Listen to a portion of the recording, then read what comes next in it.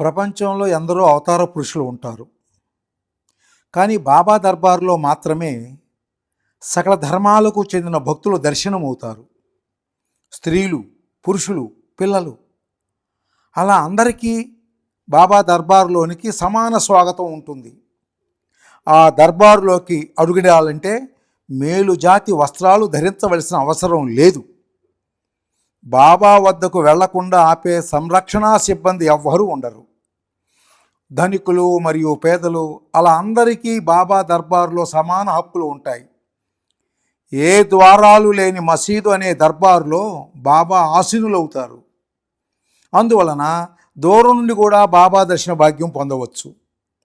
బాబాకు తమ విచారాలను నివేదించుకోవడం ద్వారా కొందరు సమాధానం పొందితే, ఇంకొందరు ఏమీ చెప్పుకోకుండానే సమాధానం పొందుతారు. ఒక్క బాబా దర్బారులో మాత్రమే భక్తులు వారి వారి వారి సంప్రదాయాలను, మత ధర్మాలను ఆచరించుకోవచ్చు.